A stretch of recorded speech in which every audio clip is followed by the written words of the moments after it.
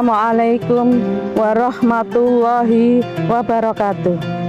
Alhamdulillahirabbil alamin, wassalatu wassalamu ala asrofil anbiya'i wal mursalin sayyidina Muhammadin wa ala alihi washabihi ajmain, amma ba'du.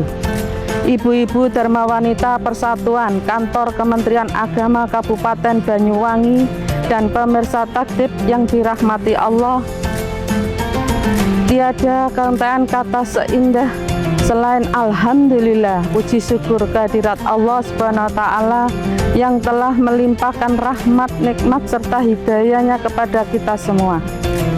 Sholawat dan salam senantiasa kita haturkan kepada junjungan kita Nabi Muhammad Sallallahu Alaihi Wasallam beserta keluarga, sahabat, dan pengikutnya sampai akhir zaman. Pada kesempatan yang baik ini, izinkan saya menyampaikan materi dengan tema menebar maaf, membangun kebersamaan. Dalam kehidupan sehari-hari, kita tidak bisa luput dari kesalahan. Maka dari itu, memaafkan adalah salah satu kunci untuk membangun kebersamaan. Islam mengajarkan kepada umatnya untuk menjadi pemaaf.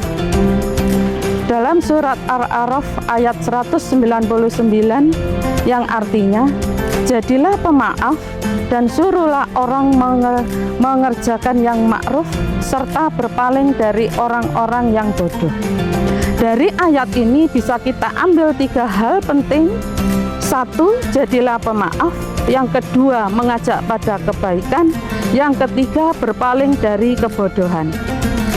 Ibu-ibu yang dirahmati Allah, memaafkan adalah perbuatan yang membawa ketenangan hati dan kedamaian jiwa.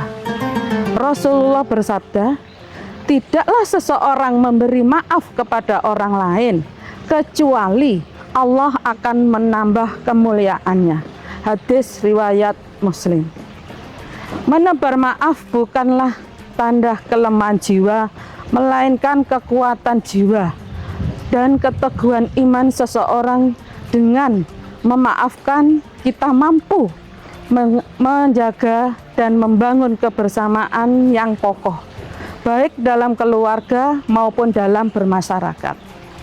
Mari kita renungkan bersama, berapa banyak hubungan yang rusak hanya karena ego masing-masing yang enggan untuk memaafkan.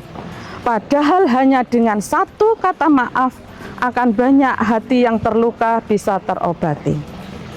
Memaafkan bukan hanya memberi kedamaian pada orang yang dimaafkan, tetapi juga bagi diri kita sendiri. Dalam kehidupan sehari-hari misalkan, peran kita sebagai seorang ibu. Kita tahu ibu adalah madrasatul ulah bagi anak-anaknya. Jadi, jika kita bisa menanamkan nilai-nilai pemaaf kepada putra-putri kita, insya Allah akan bisa menciptakan generasi yang pemaaf, penuh kasih sayang, dan bisa menghargai sesama. Yang kedua, mengajak pada kebaikan. Setelah kita saling memaafkan, kita dianjurkan untuk mengajak pada kebaikan. Misalnya, 1 contoh kecil, dengan bersilaturahmi dan saling membantu dalam kebaikan. Yang ketiga, berpaling dari kebodohan. Berpaling dari kebodohan adalah kewajiban dari setiap muslim agar hidupnya lebih bermakna dan diberkahi Allah. Misalnya, 1 contoh kecil, tidak semua ucapan yang menyakitkan perlu kita tanggapi. Terkadang dengan menghindari perdebatan adalah jalan terbaik untuk menjaga keharmonisan. Oleh karena itu, marilah kita mulai dari diri kita sendiri. Jika ada rasa sakit hati, maafkanlah. Dan jika kita merasa bersalah, maka segeralah minta maaf. Dalam bulan suci Ramadan ini, marilah kita jadikan momentum untuk saling memaafkan, memperkuat ukhuwah dan membangun kebersamaan. Semoga Allah memberi kekuatan kepada kita untuk menjadi pribadi-pribadi pemaaf dan berlapang dada.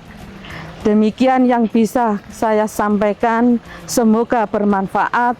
Wassalamualaikum warahmatullahi wabarakatuh.